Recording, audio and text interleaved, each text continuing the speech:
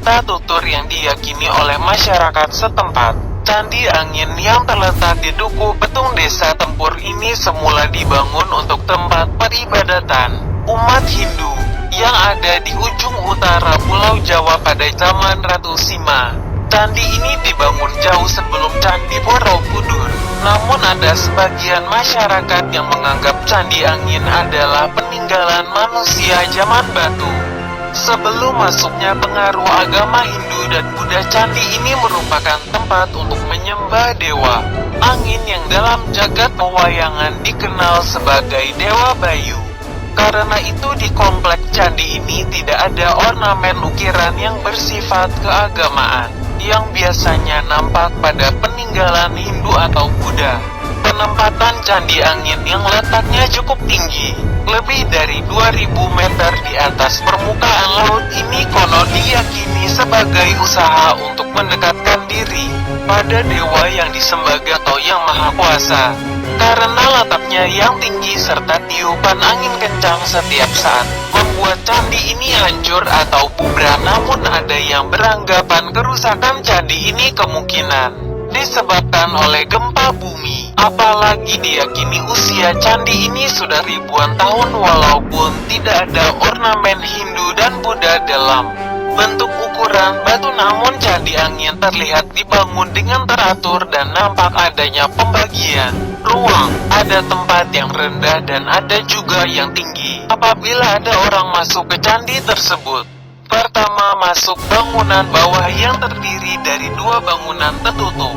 Setelah itu baru ke atas, artinya ada ruang-ruang atau tingkatan tertentu untuk pemujaan para dewa yang disembah. Dahulu Candi Angin adalah candi yang bubrah atau hancur dan tidak pernah dikunjungi orang karena letaknya yang tinggi. Namun ketika diketemukan beberapa petilasan berupa 3 makam dan juga benda bersejarah seperti patung kecil yang terbuat dari tanah, maka banyak orang yang mengunjungi. Ada yang hanya ingin melihat, tapi ada juga yang datang dan melakukan ritual memohon pertolongan. Namun sampai sekarang tidak diketahui siapa yang dimakamkan di tempat itu. Orang sering datang ke Candi Angin pada bulan Syuro hingga Maulud. Konon untuk yang ingin memohon sesuatu dalam doa atau semedinya seringkali merasa didatangi hewan seperti ular besar dan harimau. Karenanya bagi yang ingin meminta pertolongan selalu diingatkan agar tidak mengganggu hewan-hewan tersebut atau ketakutan. Sebab hewan-hewan tersebut sebenarnya hanya perwujudan dari penunggu Candi Angin dan hanya menguji kesungguhan atau tekad orang yang datang. Orang yang memohon sesuatu dan doanya terkabulkan biasanya akan kembali lagi ke Candi Angin membawa ketupat lebat sebagai tanda terima kasih dan tanda syukur. Konon untuk masuk ke dalam candi orang harus minum air kelapa muda, dan untuk masuk makam atau petilasan yang ada, pengunjung harus membawa minyak telon dan juga kembang telon. Sebelumnya juga diingatkan untuk masuk ke dalam komplek candi juga ada pantangan yang harus dipatuhi, yaitu tidak boleh kencing dan buang air besar. Juga di setiap perempatan jalan yang dilalui.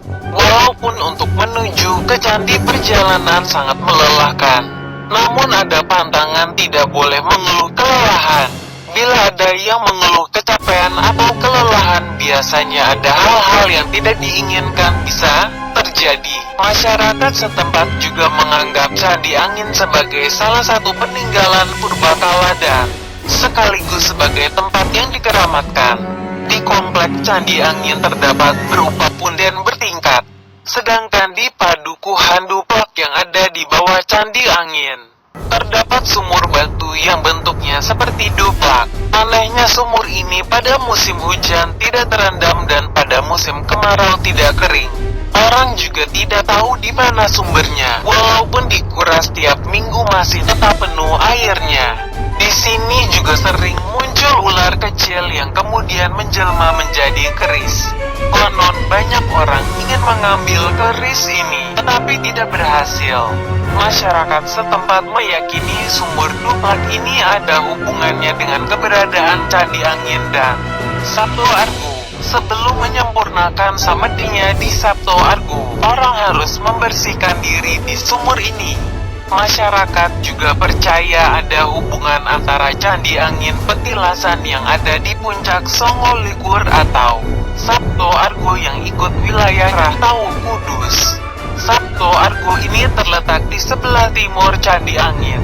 Di puncak ini terdapat peninggalan bersejarah berupa 4 arca batu, yaitu Arca Batara Guru, Narada, Togok, dan Wisnu. Selain 4 arca juga terdapat 6 tempat pemujaan yang tersebar, mulai dari arah bawah hingga menjelang puncak. 6 pemujaan ini memiliki nama masing-masing, yaitu Bambang Sakri, Abioso, Jonggeng Saloko, Sekutrem, Pandu Dewonoto, dan Kamuno Yoso. Ada anggapan para tokoh pewayangan ini semula mengawali semedinya di Candi Angin dan setelah itu mereka menyempurnakan diri di puncak Sabto Argo.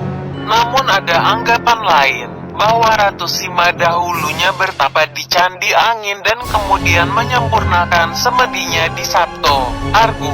Konon masyarakat meyakini kehadiran dan keberadaan Candi Angin di wilayah Tugu Petung Desa Tempur. Ini membawa pengaruh pada kondisi masyarakat Tempur.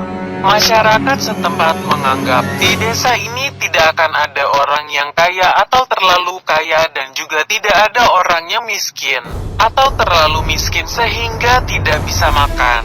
Sebab masyarakat dilindungi oleh Pendawa Lima. Tokoh pewayangan inilah yang membuat desa selalu tentram dan damai. Bahkan ketika ada kerusuhan di mana-mana, masyarakat desa Tempur tidak terpancing untuk ikut-ikutan. Hal ini sesuai dengan sifat Pandawa Lima dalam cerita wayang dan tidak pernah membuat persoalan dan hidup bersama saling tolong-menolong.